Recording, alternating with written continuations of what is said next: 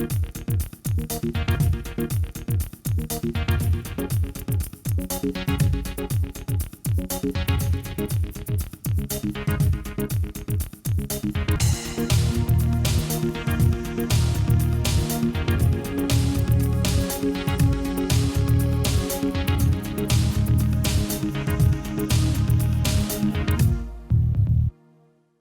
morning. This is Kathy Plomin, and I'm here on Royster Road at a very special place, Coleman Crest Farm. And I have with me today Jim Coleman, who has just a lot of history to talk about in this farm, and he's come back here to Lexington, Kentucky. So Jim, I know this is a very special place for you, and it's got a very rich history. Can you share that with us? I sure could, Kathy. My great-grandfather purchased this farm on March 27th, 1888. His name was James Coleman. He and his wife Lucy purchased the farm, and this is also the land that they had tilled as slaves. Wow. And so he got his freedom in 1863. 1888, he was around 42, 43 years old, and he purchased this farm for $1,200 from John and Mary Darnaby. And he was able to get the money to be able to borrow to buy the land by the Union Benevolent Society. That was what Booker T. Washington set up to allow African Americans to be able to borrow money to buy land and to bury loved ones. I did not know that. Now, so okay, he started it all. How many families, generations lived here? Well, about 4 different generations. Okay. My great-grandparents, again, James and Lucy, they had 6 kids, 2 daughters and 4 sons. One of their sons was John Coleman. And John Coleman took over the farm in 1910 when my great-grandfather died. And John and Molly, his wife, they then raised 7 children on this farm. And one of them was my father. His name was Sam Coleman. Okay. And then they took over the farm. My mother and father, they took over the farm in 1949. And they raised 5 kids, built a new home here, and I was one of the kids. Oh, and then in 2001, I took over the farm. I purchased it from my mother, and my wife, Kathy, and I have owned it for the last nearly 20 years. Well, I know, Jim, you've had a pretty illustrious career. So what made you come back here? I tell you, I just love Lexington. I love the farm. I always wanted to get back home, to be able to raise crops on the farm and to have a good life and to enjoy Lexington.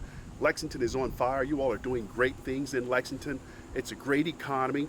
And I didn't come here to retire. I came here just to change my lifestyle and to really enjoy the soil and to enjoy this farm. Well, tell me more about the farm. What are you going to do with this farm? Well, I'm going to do a combination of growing crops on the farm. I've got the back 2 acres where we're going to grow some organic crops, a lot of greens, and I'm also going to work with Lexington PAL.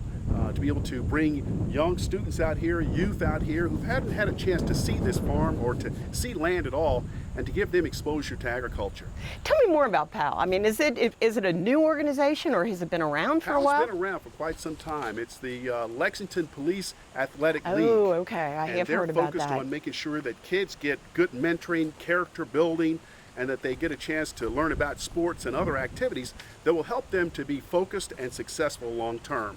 And so I'm working with my cousin, Jonathan Washington, at the Charles Young Community Center, and he's got hundreds of kids that just can't wait to get out here to learn all about what farming is all about. And many of them have never even been on a farm.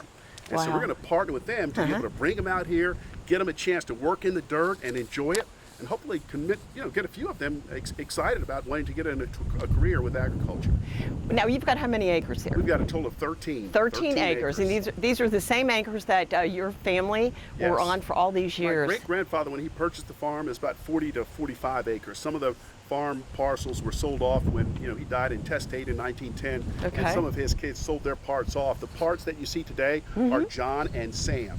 John and Molly own this part. Sam and Effie own that part. For today, it's a total of 13 full acres. 13 acres. Well, I know you've mentioned to me that you want to do more than just, you want to have some special events for the community out here. What's that? Special events. We want to be able to have food truck events. I want to be able to work with you and the council on figuring out how we could have a summer series of concerts, to be able to bring out country music, folk music, jazz, R&B, and to celebrate the best of Lexington, and to have the best food here, and to make Coleman Crest really an asset for the community.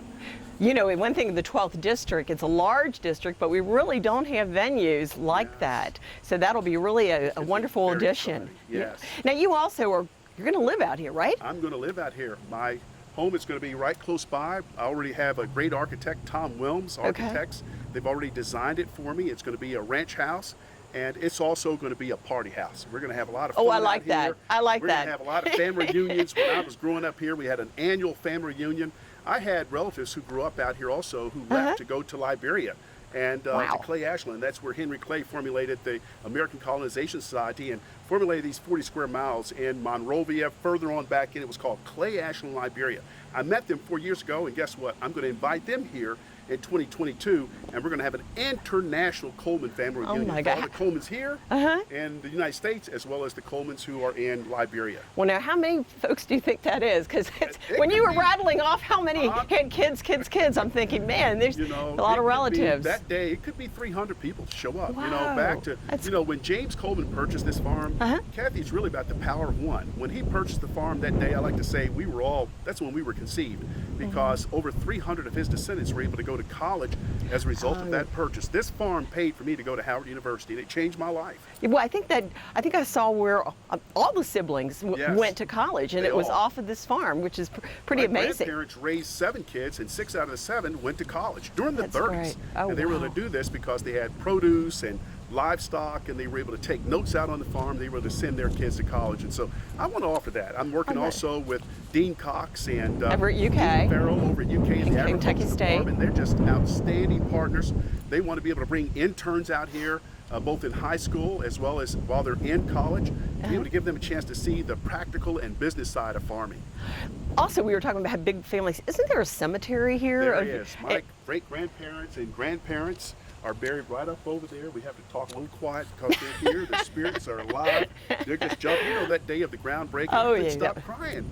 I know, Because you- they were all over me. I've told this story time and time again all Yeah, over the country. yeah. But, you know, having you all here as my new friends and family, along with my ancestors being here, and Kathy, I could hear her saying, "Don't start crying. Be clear. Yeah, Straighten Kat- up your back." Now, Kathy was your late wife, Yes, and she Kathy just passed away. in April. Well, she was with you. She was. There was and the- they were all here. Well, there was a beautiful picture because she's a Yes, beautiful woman she that is. was at the event. This was a great event. I mean, I was telling the other council members what they missed, and because there were 5 of us or 6 of us, and we listened to you in awe. We really did. I mean, you were just so wonderful. I appreciate you all coming out and being back home. Everybody's so friendly and nice. You know, I've been away in New York for the last 20 years, and just the responsiveness from you and the council and the mayor and Congressman Barr, it's been a red carpet for me to come back home, Wow. and I appreciate your support and everything that you're doing for our district. Well, I'll tell you, it's nice to have folks that come back here. They've got their roots here, and that's so important. And obviously, that's very important to Yeah. you. So about the farm too, you said you've got 14 acres here, and you want to do. You said green. So what that would Yes. be like arugula. arugula, kale, mustard. We're going to have collard greens, all the things that everyone loves to have. I've been up to the Lexington Farmers Market, and I went around to each of the different tables to find out what they were selling. And a lot of them were not selling arugula, but everybody was asking for it. Yeah, I love And arugula. arugula, the way we're going to raise it out here is that you can turn it 3 times a year. You can get $10 a pound, and it can really end up being a good cash crop. Now, will folks be able to come on the property and buy product? We're going to have it 2 ways. We're going to be Okay. able to take it up to the farmers markets, as Okay, well as so we're you'll going be to work there. with any of Okay. the farm-to-table restaurants. But I'm also looking at having maybe an acre or so of collard greens where you can come out and pick it. I love It's you collard pick. greens. Everybody loves collard greens. And Yeah. so we're going to have probably an acre where all I have to do is just get on this Kubota tractor and plow and seed it, and then let it rip and have everybody come out and have a good time and just pick greens. And you pick, it saves a lot on labor cost, and it gives me a chance to sell directly to the consumer. And get and to again, know it folks creates too. the revenue. Well, so now if I Absolutely. wanted to, so I don't even know what collard greens would cost. So what Yeah. would be like? Have you put prices on this I yet? just know you can generate about $3 per square foot. Wow. A square foot, we've got 43,560 square feet per acre. Okay. So you can make up about $3 per square foot. But I'm still getting into the pricing of what it is at the market. I just know what the gross and Yeah, what the profit yeah. is on the production side. I remember at the event that you had, somebody came up and asked you, how can you make that much money? And you Yeah. were talking about the turnover or how often that you It's- could. Number one is making sure you're growing things that are in demand. Two, making sure that you can take on crops that you can turn and get 3 harvests per year. And then you've got to make sure you control the labor cost and control all your expenses, and then you can end up with a great profit. So I'm looking at this program that's produced by Curtis Stone, urban farmer, and it talks about how you can make this $60,000 per half acre. If I can make $30,000 a half acre, and show other farmers how to do it, show these millennials out here. One of the fast and growing careers right now on a national basis is farming for millennials. They want to get into it, but they don't have the land. They can't get access to it because they don't have the credit, because they've got a lot of college debt to pay off.